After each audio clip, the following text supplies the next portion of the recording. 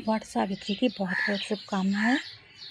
वट सावित्री व्रत ज्येष्ठ मास अमावस्या पर 16 मई को रखा जाने वाला शनिवार को व्रत सुहागिन महिलाओं के लिए बेहद शुभ और माना जाता है। वट वृक्ष की पूजा करने से पति की लंबी आयु और घर में सुख समृद्धि का अखंड सौभाग्य का आशीर्वाद मिलता है। यह व्रत सुहागन महिलाओं के लिए बहुत ही उत्तम है।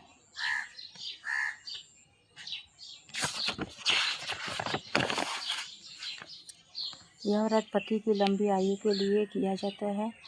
यह व्रत आप पहली बार ही उठा सकते हैं क्योंकि मालामास अभी नहीं पड़ रहा है 16 तारीख को। वट सावित्री व्रत 2026 में सुहागिन महिलाएं पति की लंबी आयु और सुखद वैवाहिक जीवन के लिए वट सावित्री व्रत बरगद वृक्ष होती है उसकी पेड़ की पूजा करती हैं। और यह व्रत निर्जला व्रत उपवास करती हैं। इस दिन उपवास रखकर 16 श्रृंगार करती हैं और इस दिन उपवास रखकर 16 श्रृंगार करती हैं और बरगद की पेड़ की जड़ में जल चढ़ाती हैं। कलावा या कच्चा सूत लपेटकर 7 या 108 बार परिक्रमा भी करती हैं।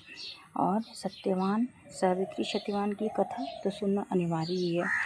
उसके बाद में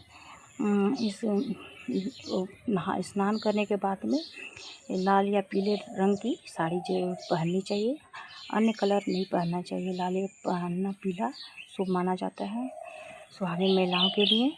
और 16 श्रृंगार अच्छे से कर लेना चाहिए। महावर जरूर लगाना चाहिए पैरों में और मांगटी का नथिया जो भी हो पहनना चाहिए। और जो शादी का सिंदूर होता है वो भी अपने को लगाना चाहिए। मेहंदी वगैरह 16 श्रृंगार सभी अच्छे से करना चाहिए। वट सावित्री पूजा में सुबह जल्दी उठकर स्नान कर लाल पीले वस्त्र अच्छे से पहनकर 16 श्रृंगार करना चाहिए। बरगद के पेड़ के नीचे या घर में ही बरगद की टहनी रखकर पूजा स्थल तैयार करनी चाहिए। और उसके लिए आटे में हल्दी मिलाकर एक घोल ऐपन बोलते हैं उसको, ज़्यादा पतला ना हो, उसको तैयार करनी चाहिए। पूजा स्थल में उसे अच्छी तरह से लगा देना चाहिए वहाँ पर जहाँ पूजा करते हैं। और टहनी पत्तों में भी लगाना चाहिए ऐपन सिंदूर।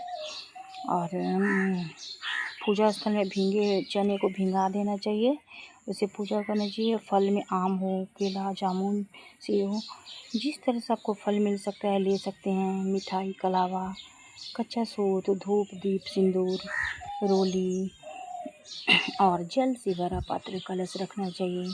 पूजा करना चाहिए। सबसे पहले गणपति बप्पा की पूजा करना चाहिए। आप चाहें तो गणपति बप्पा को कसैली के रूप में बनाकर भी बना सकते हैं। सबसे पहले संकल्प ले अपना नाम जगह गोत्र बोलकर पूजा का संकल्प करना चाहिए। और बरगद के पेड़ में जल अर्पित करना चाहिए। वट वृक्ष पर जल, फूल, भींगे चने और अन्य फल भी ले सकते हैं जैसा मिले।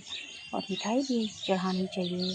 कच्चा सूत कलेवा बरगद के पेड़ के तने की चारों ओर 7 या 108 बार लपेटकर परिक्रमा भी करनी चाहिए। और दूसरे बाँस का पंखा जरूरी होता है। एक पंखा से पूजा करते हैं और एक पंखा को उस पर सारी सामग्री सुहाग की चढ़ानी चाहिए और अपने लिए भी रखनी चाहिए और दान भी करनी चाहिए। और पंखे के ऊपर रख के सारी सामग्री पंडित जी को दान करना चाहिए। सावित्री और सत्यवान की कथा अवश्य सुननी चाहिए।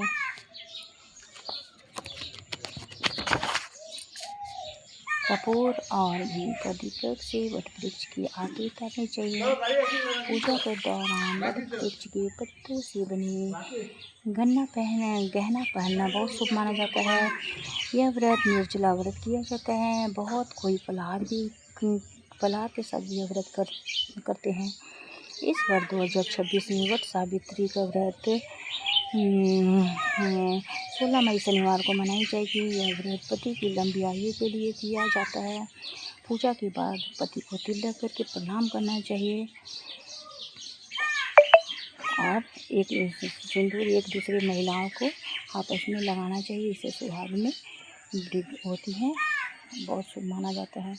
थैंक यू सो मच, धन्यवाद।